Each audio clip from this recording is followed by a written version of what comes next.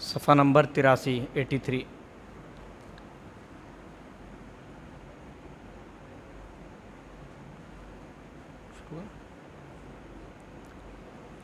السلام علیکم ورحمۃ اللہ وبرکاتہ۔ الحمد للہ رب العالمین والصلاة والسلام علی رسولہ الامین ومن تبعہم بإحسان الی یوم الدین، اما بعد۔ کتاب التوحید سے اب تک ہم 12 ابواب پڑھ چکے ہیں۔ آج کے درس میں 13واں باب پڑھیں گے، جس کا عنوان ہے غیر اللہ سے یعنی اللہ کے علاوہ کسی اور سے پناہ طلب کرنا شرک ہے۔ یہ عمل کرنا، غیر اللہ سے پناہ طلب کرنا شرک ہے، یعنی ایسی چیزوں میں پناہ طلب کرنا جن پر صرف اللہ ہی قدرت رکھتا ہے۔ اللہ کے علاوہ کوئی اور قادر نہیں ہے کہ وہ آپ کو پناہ دے سکے، آپ کو بچا سکے۔ ایسی چیزوں میں ہم کسی اور سے پناہ طلب کریں، جیسے بعض لوگ حدیث میں آئے گا جنات سے پناہ طلب کرتے ہیں۔ پہلی دلیل ارشاد الہی ہے وَأَنَّهُ كَانَ رِجَالٌ مِّنَ الْإِنسِ يَعُوذُونَ بِرِجَالٍ مِّنَ الْجِنِّ فَزَادُوهُمْ رَهَقًا، سورہ جن کی آیت نمبر 6۔ اور یہ کہ بعض لوگ جنات کی پناہ پکڑا کرتے تھے تو ان جنوں نے انسانوں کو مزید خوف میں مبتلا کر دیا۔ جنوں سے پناہ طلب کرتے تھے تو جنوں کو معلوم ہو گیا کہ یہ ڈرتے ہیں، تو جنہوں نے انہیں مزید ڈرانا شروع کر دیا اور خوف ڈال دیا ان کے دلوں میں۔ آیت کے اندر یعوذون کا لفظ استعمال ہوا، یعنی اس کی پناہ پکڑتے تھے۔ ایاز کہتے ہیں ایسی چیز میں پناہ مانگنا جس سے ڈرا جائے۔ ایاز ایسی چیز میں پناہ مانگنا جس سے ڈرا جائے، اور لیاز عربی زبان کا لفظ ہے، اس کے معنی بھی پناہ مانگنے کے ہوتے ہیں، پناہ طلب کرنا، لیکن لیاز کہتے ہیں ایسی چیز میں پناہ مانگنا جس کی امید ہو، جس کی امید ہو۔ آیت میں ہے فَزَادُوهُمْ رَهَقًا، کہ مزید خوف میں مبتلا کر دیا، دلوں میں رعب اور خوف ڈال دیتے تھے۔ پناہ طلب کرتے تھے جنوں سے، تو جن جو ہے ان کے دلوں میں اور ڈر، وسوسہ ڈالتا ہے، جنات شیاطین وسوسہ ڈالتے ہیں تو ان کے دلوں کے اندر اور خوف اور رعب ڈال دیتے تھے۔ رہق کہتے ہیں بدن میں ڈر سما جانے کو، کہ آدمی کے اندر ڈر سما جائے، آدمی ڈر جاتا ہے پورے طور پر تو بدن میں کپ کپی طاری ہو جاتی ہے، تو ڈر سما جائے۔ غیر اللہ کی پناہ مانگنے والے کو کچھ بھی فائدہ نہیں پہنچاتی۔ جو غیر اللہ سے پناہ مانگتے ہیں تو غیر اللہ سے پناہ مانگنا ایسا عمل ہے کہ اس کا کوئی فائدہ اسے نہیں ملتا۔ غیر اللہ پناہ نہیں دے سکتا، اس کے پاس وہ قدرت نہیں ہے، بلکہ اسے مزید خوف میں مبتلا کر دیتی ہے، مزید اس کے اندر ڈر اور خوف پیدا کر دیتی ہے یہ چیز۔ اور چونکہ یہ شرک اکبر ہے، غیر اللہ سے پناہ طلب کرنا شرک اکبر ہے، سب سے بڑا گناہ، لہذا اس کے مقصود کے برعکس، یعنی مقصد کیا رہتا ہے اس کا، غیر اللہ سے کہ پناہ مل جائے، تو اس کے مقصود کے برعکس الٹا برعکس چیز کے ذریعے اسے سزا دی گئی کہ تم پناہ طلب کر رہے تھے تاکہ اطمینان ہو جائے، امن و امان سکون والا ماحول تمہیں مل جائے، دل مطمئن ہو جائے، تو مزید سزا کیا دی گئی کہ اور ڈر اور خوف تمہارے دلوں کے اندر ڈال دیا گیا۔ ظاہر سی بات ہے یہ ڈالنے والا اللہ رب العالمین ہی ہے، تو اور خوف ڈال دیا۔ ڈر سے بچنے کے لیے پناہ مانگ رہے تھے اور ڈر، سزا اسی کے برعکس اللہ نے دی کہ اور ڈر اور خوف ان کے دلوں میں ڈال دیا، انہیں ڈر اور خوف میں مبتلا کر دیا۔ دوسری دلیل حضرت خولہ بنت حکیم رضی اللہ عنہا کہتی ہیں کہ میں نے رسول اللہ صلی اللہ علیہ وسلم کو یہ فرماتے ہوئے سنا، کیا؟ من نزل منزلا فقال اعوذ بکلمات اللہ التامات من شر ما خلق لم یبرہ شیء حتی یرحل من منزلہ ذالک، کہ جو شخص کسی جگہ ٹھہرے، کہیں سفر کر رہا، ٹھہر رہا، یا سفر کر رہا جہاز میں، پانی کی کشتی میں یا کہیں اور، تو وہاں جاتا ہے، ٹھہرتا ہے کچھ دیر کے لیے، تو ایسی کسی بھی قسم کا ٹھہراؤ، ٹھہر رہا، وہ رک رہا ہے، تو جو شخص کسی جگہ ٹھہرے اور یہ دعا پڑھ لے، یہ دعا پڑھ لے اعوذ بکلمات اللہ التامات من شر ما خلق، یہ دعا جو پڑھتا ہے کہ میں اللہ تعالیٰ کی مخلوق کے شر سے اللہ تعالیٰ کے مکمل کلمات کی پناہ مانگتا ہوں، مخلوق کے شر سے اللہ تعالیٰ کے مکمل کلمات کی پناہ مانگتا ہوں۔ تو اس دعا کے پڑھنے کا کیا نتیجہ ہوگا؟ تو کہتے ہیں تو اس کے وہاں سے روانہ ہونے تک، جب تک وہ وہاں ہے، تو جب تک روانہ نہیں ہو جائے گا تب تک اسے کوئی چیز ضرر نہ پہنچائے گی، نقصان نہ پہنچائے۔ جب تک اس مقام پر، اس جگہ پر ٹھہرا ہوا رہے گا اس دعا کو پڑھ کر، تب تک اسے کوئی نقصان نہ پہنچائے گی۔ میں نام بھول رہا ہوں، سلف میں سے کسی بڑے عالم کا قول ہے کہ سفر کرتے تھے کہ میں ایک مرتبہ سفر کیا اور رات میں آرام کرنے کے لیے رکا تو رات میں کسی بچھو زہریلے جانور نے مجھے ڈنک مار دیا۔ جب میں بیدار ہوا تو میں سوچنے لگا کہ آخر ایسا کیوں ہوا، تو کہتے مجھے یاد آیا کہ میں نے یہ دعا نہیں پڑھی تھی اعوذ بکلمات اللہ التامات من شر ما خلق، یہ دعا نہیں پڑھی تھی میں نے۔ تو جو یہ دعا پڑھے گا اسے کوئی چیز جب تک وہاں سے وہ چلا نہیں جائے گا نقصان نہ پہنچائے گی۔ اس حدیث میں لفظ گزرا منزلن، کسی جگہ، دائمی قیام یعنی ہمیشہ آدمی کہیں پر رہنے کے لیے آ جائے، یا غرض سے اترنا یا وقتی قیام ہو، دائمی قیام کے غرض سے اترنا ہو ہمیشہ رہنے کے لیے کہیں، یا پھر وقتی قیام کے لیے جیسے کشتی میں سوار ہونا کہ جب تک کشتی سفر منزل مقصود تک آدمی نہیں پہنچ جائے گا تب تک کشتی میں رہے گا، تب تک ٹرین میں رہے گا، تب تک جہاز میں رہے گا، تو آدمی اس وقت بھی اس دعا کو پڑھ سکتا ہے۔ حدیث کے الفاظ ہیں اعوذ، میں اللہ کی پناہ پکڑتا ہوں، بکلمات اللہ، اللہ کے کلمات کے ذریعے، خواہ اللہ کی وہ کلمات کونی ہو یا شرعی، جیسے دعائیں شرعی کونی جو بنائے گئے ہوں، تو دعاؤں کے ذریعے آدمی پناہ پکڑے یا پھر کوئی مناسب الفاظ کے ذریعے۔ التامات، مکمل، تامات مکمل، تو مکمل کا مطلب ہے وہ کلمات خبر دینے میں سچے، کہ ان کلمات میں جو خبر دی گئی، جیسے یہ کلمات ہے لم یضرہ، اسے کوئی چیز نقصان نہ پہنچائے گی اگر آدمی یہ کلمات پڑھ لے، یہ دعا پڑھ لے، سورہ فاتحہ کے تعلق سے ہے۔ تو مکمل کا مطلب ہے کہ وہ کلمات خبر دینے میں سچے ہیں۔ دوسرا، وہ کلمات احکام میں عدل و انصاف پر مبنی ہے، جن کلمات کے ذریعے پناہ مانگ رہا وہ عدل و انصاف پر مبنی ہے، ان میں کوئی کسی قسم کی ناانصافی نہیں ہے۔ حدیث میں دعا میں شامل ہے من شر ما خلق، شر ما خلق، شر کو اللہ کی طرف منسوب نہیں کیا جائے گا۔ اس میں دیکھیے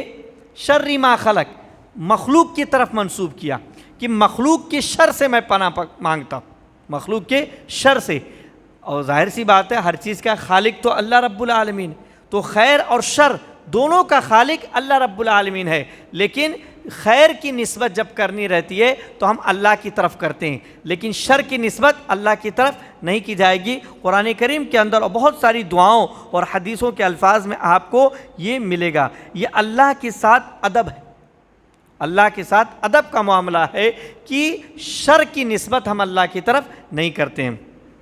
تو شر کو اللہ کی طرف منسوب نہیں کیا جائے گا، کیونکہ اللہ تعالیٰ نے شر کو حکمت کے تحت پیدا کیا، پیدا اللہ ہی کرنے والا ہے لیکن کسی حکمت کے تحت پیدا کیا ہے۔ اور یاد رہے مخلوق کے تئیں اللہ کی حکمتوں کی کئی قسمیں، ساری چیزیں مخلوق ہیں، تو جو مخلوق ہیں اللہ نے ان کو کیوں پیدا کیا، تو کئی حکمتیں بیان کر رہے ہیں۔ پہلی، جن میں صرف بھلائی ہی بھلائی، ایسی مخلوق ہیں جن میں صرف بھلائی ہی بھلائی ہے، ان میں شر کا شائبہ نہیں ہے، برائی نہیں ہے، جیسے جنت، رسول، فرشتے، کیا ہے ان میں صرف بھلائی ہے، برائی کچھ نہیں ہے ان کے اندر۔ دوسری، جن میں صرف برائی ہی برائی ہے، بھلائی کچھ نہیں، جیسے جہنم اور ابلیس، وجودی اعتبار سے ان کا وجود جو ہے وہ ظاہر سی بات ہے شر ہے، تو جہنم، ورنہ اللہ تعالیٰ نے انہیں بھی حکمت کے تحت پیدا کیا، جہنم کو بھی اور ابلیس کو بھی جو پیدا کیا وہ حکمت کے تحت پیدا کیا، لہٰذا ایک ناحیے سے ان میں بھی خیر ہے۔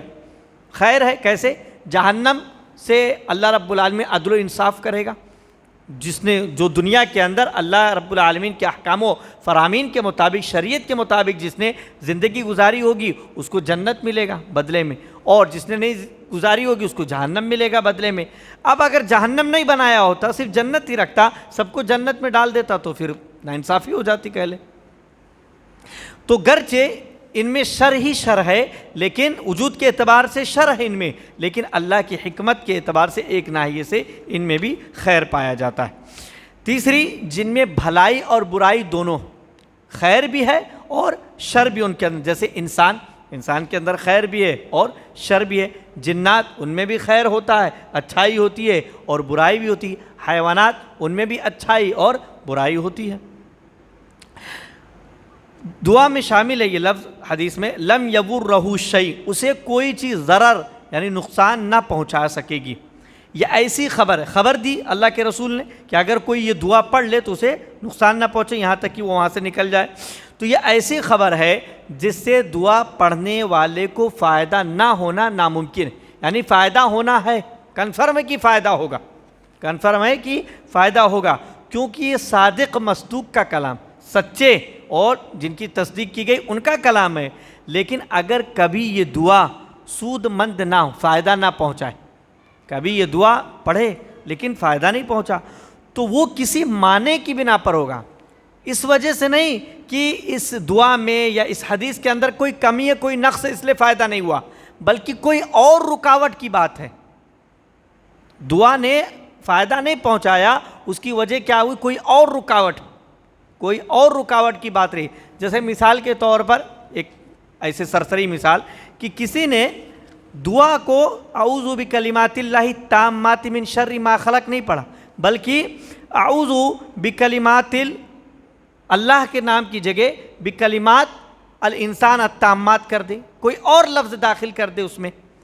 تو معنی دعا نے فائدہ کیوں نہیں پہنچایا؟ کیونکہ دعا ہی اس نے غلط پڑھی، یا اعراب ہی غلط پڑھ دے کہ اعوذ بکلمات اللہ کی جگہ اللہ کو بعد میں کر دے، من شر اللہ کر دے، تو اس طریقے سے یعنی کوئی رکاوٹ آ جائے گی۔ دعا تو فی نفسی فائدہ مند ہے کہ وہ اپنا فائدہ دے، دعا فی نفسی ہی فائدہ مند ہے کہ وہ اپنا فائدہ پہنچائے، لیکن اگر کبھی فائدہ نہیں ہوتا ہے، نہیں ہوا، تو کسی اور سبب سے کوئی اور رکاوٹ والی بات ہوگی جس کی وجہ سے دعا نے فائدہ نہ پہنچایا ہو۔ تو وہی کہہ رہے ہیں لیکن اگر کبھی یہ دعا سود مند نہ ہو، فائدہ نہ پہنچائے، تو وہ کسی معنی، کسی رکاوٹ کی بنا پر ہوگا، سبب ہوگا۔ سبب اور خبر حدیث میں کوئی کمی یا نقص کے سبب نہیں ہے۔ سبب خبر جو ہے اس حدیث، خبر یعنی حدیث میں کوئی کمی، جو حدیث میں جو بات بیان کی گئی ہے اور جو سبب بیان کیا گیا، تو اس وجہ سے نہیں، اس میں کوئی کمی یا نقص نہیں ہے، بلکہ کوئی اور رکاوٹ ہوگی جس کی وجہ سے دعا نے اپنا کام نہیں کیا، فائدہ نہیں پہنچایا۔ مثلا سورہ فاتحہ کا پڑھنا بیماری سے شفا یابی کا سبب ہے، حدیث کے اندر اس بات کا ذکر ہے، اس کا سورہ فاتحہ کا ایک نام ہی شفا ہے، الشفا۔ تو سورہ فاتحہ کا پڑھنا بیماری سے شفا کا سبب ہے، لیکن کبھی کبھی انسان سورہ فاتحہ پڑھتا ہے لیکن مریض کو شفا یابی نہیں حاصل ہوتی، تو یہ کسی معنی کی بنیاد پر ہوگا، کوئی رکاوٹ ہوگی جس کی وجہ سے وہ فائدہ نہیں ہو۔ جیسے پڑھنے میں یہ بات بھی داخل ہے کہ آدمی کو یقین ہو، اب زبان سے اس نے پڑھ لیا اور یقین ہی نہیں، دل میں اس کو یقین نہیں ہے، صرف زبان سے پڑھ لیا، تو یہ بھی رکاوٹ بن سکتی ہے، یہ چیز بھی نیت۔ تو یہ کسی معنی کی بنیاد پر ہوتا ہے، نہ کہ سبب میں کمی کی وجہ سے۔ سبب میں کوئی کمی نہیں، دعا میں، خبر میں، حدیث میں کوئی کمی نہیں ہے۔ مسائل: پہلا، سورہ جن کی آیت کی تفسیر، وَأَنَّهُ كَانَ رِجَالٌ مِّنَ الْإِنسِ يَعُوذُونَ بِرِجَالٍ مِّنَ الْجِنِّ فَزَادُوهُمْ رَهَقًا۔ اس آیت کی تفسیر ہمارے سامنے آ گئی کہ لوگ جنوں سے پناہ طلب کرتے تھے اور نتیجہ کیا نکلا کہ جن ہی انہیں ڈرانے لگے اور خوف میں مبتلا کر دیے۔ دوسرا، اس سے یہ بھی ثابت ہوا کہ غیر اللہ کی پناہ لینا شرک ہے، استعاذہ، پناہ طلب کرنا یہ عبادت ہے، اور یہ ہم اللہ کے علاوہ کسی اور سے نہیں کر سکتے ہیں، خصوصاً ان چیزوں میں جن میں صرف اللہ ہی پناہ دے سکتا ہے۔ اور شرک سے مراد شرک اکبر ہے، شرک اکبر ہے، یعنی ایسی چیزوں میں غیر اللہ کی پناہ طلب کرنا جن پر صرف اللہ ہی قدرت رکھتا ہے، اللہ ہی قادر ہے کہ بچا سکے، اور ایسی چیزوں میں ہم کسی اور سے، بعض لوگ مزاروں پر جاتے ہیں، پیر اور فقیر کے پاس جاتے ہیں اور پناہ طلب کرتے ہیں ان سے کہ ہمیں ایسی مصیبت سے بچا لیجئے، کہ ہمارے گھر میں یہ آفت ہے، ہمارے خاندان میں یہ آفت ہے، ایسی چیزیں، جن کا حل صرف اللہ کے پاس رہتا، تو یہ غیر اللہ سے پناہ طلب کرنا ہے جو کہ شرک اکبر ہے۔ تیسرا، مذکورہ بالا حدیث جو ہم نے پڑھی دعا جس کے اندر داخل ہے، اس حدیث سے علماء سلف نے استدلال کیا ہے، نکالا ہے معنی کہ اللہ تعالیٰ کے کلمات مخلوق نہیں ہیں۔ دعا میں کیا، اعوذ بکلمات اللہ التامات، اللہ کے کلمات سے پناہ، تو اللہ کے کلمات مخلوق نہیں ہے، کیونکہ مخلوق سے پناہ طلب کرنا شرک اکبر، پناہ طلب کرنا جائز نہیں ہے۔ تو اس حدیث سے علماء سلف نے استدلال کیا کہ اللہ کے کلمات مخلوق نہیں ہیں، اور قرآن بھی اللہ کے کلمات ہیں، اللہ ہی کے کلمات ہیں، قرآن بھی مخلوق نہیں ہے، قرآن کے جو کلمات ہیں وہ مخلوق نہیں ہیں۔ اور آپ نے سنا ہوگا فتنہ خلق قرآن، قرآن کے مخلوق بیان کرنے کا فتنہ امام احمد بن حنبل رحمۃ اللہ علیہ کے زمانے میں، اور ان کو اس معاملے پر کتنی سزائیں دی گئی، کتنا عذاب، کتنا تڑپایا گیا، لیکن وہ اپنی بات پر ثابت قدم رہے۔ تو علماء سلف نے اس حدیث سے یہ استدلال کیا ہے کہ اللہ کے کلمات مخلوق نہیں ہیں، کیونکہ مخلوق سے پناہ مانگنا شرک ہے، اور مخلوق تو ختم ہو جائیں گے، مخلوق تو ختم ہو جائیں گے۔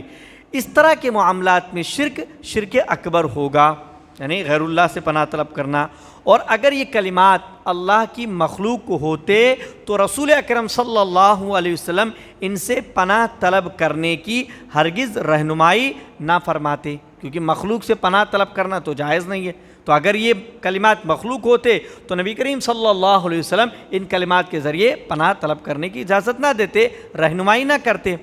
چوتھا، اس سے اس دعا کی فضیلت بھی ثابت ہوتی ہے، اگرچہ یہ ایک مختصر سی دعا ہے، یہ دعا بڑی مختصر ہے، اعوذ بکلمات اللہ التامات من شر ما خلق، چند کلمات ہیں، لیکن اس دعا کی فضیلت ثابت ہوتی ہے کہ نبی کریم صلی اللہ علیہ وسلم کا فرمان ہے کہ جب تک اس جگہ رہو گے کوئی بھی چیز تمہیں نقصان نہ پہنچا سکے۔ معمولی سی چھوٹی سی دعا ہے، ایک سطر کی، آدمی پڑھ لے تو کوئی بھی چیز جب تک آدمی وہاں ہے، بس میں سفر کر رہا، ٹرین میں سفر کر رہا، کسی مقام پر ہوٹل میں ٹھہرا ہوا ہے، کہیں پر قیام کر رہا وقتی طور پر یا دائمی طور پر، آدمی یہ دعا پڑھ لے تو جب تک وہاں رہے گا کوئی چیز انشاءاللہ العزیز اسے نقصان نہ پہنچا سکے گی۔ پانچواں، کسی عمل سے کسی دنیاوی فائدے کا حصول، آدمی کوئی عمل کرے اور اس سے کوئی دنیاوی فائدہ مل جائے، یا تو ظاہر میں واضح طور پر دکھے کہ ہاں یہ فائدہ مل رہا، یا فائدہ تو اللہ ہی دیتا ہے لیکن آدمی کو لگے کہ فائدہ مجھے اسی سے ہوا، فائدہ مجھے اسی سے ہوا۔ مثلا کسی کے شر سے تحفظ، بچنے، یا کسی منفعت کا حصول، کسی کے شر سے بچنا ہے کہ جنوں کے شر سے میں بچ جاؤں، یا کوئی فائدہ مجھے مل جائے کسی سے، جنوں سے مجھے فائدہ مل جائے، یا یہ اس بات کی دلیل نہیں کہ وہ عمل شرک نہیں، ہمیں فائدہ مل رہا، جیسے بہت سارے مشرکین اور بہت سارے لوگ کہتے ہیں کہ قبر پر میں گیا تھا تو مجھے یہ بچہ مل گیا، اللہ یہ مجھے دے دیا، پیر فقیر صاحب نے سجدہ کیا، میں نے یہ منت مانی فلاں کے نام پر تو میرا کام لگ گیا، مجھے نوکری مل گئی، میرا یہ کام بن گیا، اس طرح کی باتیں کرتے ہیں۔ تو بنانے والا تو اللہ رب العالمین ہے، لیکن بظاہر یہ لگا کہ اسی وجہ سے انہیں وہ فائدہ ملا، یا اسی وجہ سے ان کی وہ تکلیف دور ہو گئی، تعویذ میں نے فلاں بابا نے یہ تعویذ دی تھی، میں نے پہنا تو اس کے بعد سے میری بیماری درست ہو گئی۔ تو اللہ رب العالمین اس طریقے سے بھی آزماتا ہے، تو فائدہ پہنچ گیا، تو آدمی نے یہ خیال کیا کہ مجھے اس وجہ سے فائدہ ملا، تو اگر فائدہ ملتا ہے یا تکلیف ختم ہو جاتی ہے تو یہ اس بات کی دلیل نہیں ہے کہ وہ عمل، وہ چیز شرک نہیں ہے۔ فائدہ ملنا اس بات کی دلیل نہیں کہ وہ چیز شرک نہیں، یا آسان لفظوں میں ہم کہیں کہ کسی چیز سے اگر ہمیں فائدہ مل رہا تو یہ بات نہیں کہ وہ جائز ہو جائے یا حرام نہیں ہے۔ جیسے جوا کھیلنا، ہم جوا کھیلے جیت گئے، فائدہ ملا، روپیہ کما لیا ہم نے، لیکن اس کا یہ مطلب نہیں ہے کہ جو ہے وہ حلال ہو گیا، کہ فائدہ مل رہا ہے۔ ٹی وی ہے، نقصانات بہت ہیں، فائدہ بھی کچھ ہے، تو اب آدمی کہے کہ فائدہ اس لیے میں رکھا ہوں۔ تو اس میں یہ دیکھا جاتا ہے ایسی چیزوں میں جو ٹی وی وغیرہ کی مثالیں میں نے دی کہ فائدہ زیادہ ہے یا نقصان زیادہ ہے، باقی جو چیزیں مطلق طور پہ حرام ہو تو ہیں۔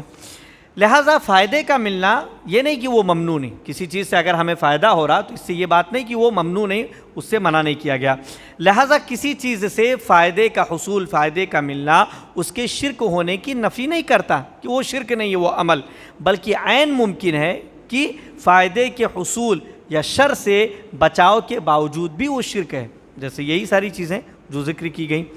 دیگر فوائد، حدیث سے یہ ثابت ہوتا ہے کہ شریعت جب جاہلیت والے کسی امر کو باطل قرار دیتی ہے، کیا کرتے تھے لوگ جاہلیت میں کہ جب کہیں ٹھہرتے تھے، کہیں سفر کر رہے ہیں تو کہیں پر پڑاؤ کر رہے ہیں، خیمہ ڈال کے وہاں رک رہے ہیں، تو کرتے کیا تھے، وہاں کی جنوں کو آواز دے کر پناہ طلب کرتے تھے، اے جنوں کی جماعت ہم تمہاری پناہ میں آتے ہیں۔ تو ان کو تعظیم دیتے تھے، ان کو بڑا سمجھتے تھے، آخر انسان پناہ کس سے طلب کرے گا، جس کو بڑا سمجھے گا، عظیم سمجھے گا، تو ان کو بڑا مانتے تھے۔ تو یہ جاہلیت کی چیز تھی، تو شریعت نے اس چیز کو باطل قرار دیا،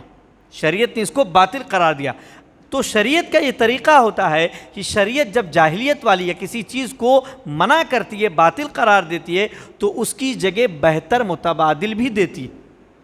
اس کی جگہ کوئی اچھی چیز بھی لاتی ہے۔ جیسے یہاں وہ لوگ زمانے جاہلیت میں جنوں سے پناہ مانگا کرتے تھے، تو شریعت نے اس کو ان کلمات سے بدل دیا کہ جنوں سے پناہ مانگنا یہ غیر اللہ سے پناہ مانگنا ہے، یہ شرک اکبر ہے، پناہ مانگو تو ان کلمات سے اللہ سے مانگو، ان کلمات کے ذریعے اللہ سے مانگو، اعوذ بکلمات اللہ التامات من شر ما خلق۔ اور یہ بہترین ہے، یہ طریقہ، یہ انداز بہت ہی بہترین ہے، جس کا خیال، جس کا لحاظ دعات کو، داعیوں کو رکھنا چاہیے۔ جو سماج میں دعات ہیں، دعوت کا کام کرتے ہیں، ان کو اس بات کا خیال رکھنا چاہیے کہ وہ جب عوام میں پائی جانے والی کسی برائی کا دروازہ بند کریں، جسے ہم حکم لگائیں، تقریر کریں، خطبہ دیں کہ زنا حرام ہے، یہ شراب حرام ہے، تو اس کا متبادل بھی بتلائیں کہ نکاح کریں، شراب حرام ہے جوس پئیں، تو کوئی بہترین متبادل بدل میں کوئی چیز پیش کریں۔ تو جو دعات ہے ان کو اس بات کا خیال رکھنا چاہیے کہ وہ جب عوام میں پائی جانے والی کسی برائی کا دروازہ بند کریں تو حتی المقدور، یعنی ان کی پوری کوشش ہونی چاہیے کہ اس کے متبادل، اس کے بدل میں کوئی بہتر طریقہ بھی بتلائیں، کوئی بہتر چیز بھی سامنے لائیں۔ اور اس طرح کی مثالیں کتاب و سنت میں بھری پڑیں۔ اب ہم کہیں کہ سود حرام ہے، اب جو لوگ اس میں ملوث ہیں ان کے لیے کوئی متبادل کی تجارت کے گر ان کو بتلائے جائیں، آپسی میل جول قرض لینے کا سسٹم بتلایا جائے کہ آپس میں مل بانٹ کے قرض ایک دوسرے کو لو اور دو، تاکہ سود والی نوبت نہ آ سکے۔ اس طریقے سے تو متبادل راہیں، طریقے اور راستے ان کے سامنے پیش کرنا چاہیے۔ اسی پر اکتفا کرتے ہیں۔ اللہ رب العالمین سے دعا گو کہ ہم تمام لوگوں کو کتاب و سنت کے مطابق زندگی گزارنے کی توفیق عطا فرمائے۔ آمین، تقبل یا رب العالمین، وآخر دعوانا ان الحمد للہ رب العالمین۔ سبحانک اللہم و بحمدک، اشہد ان لا الہ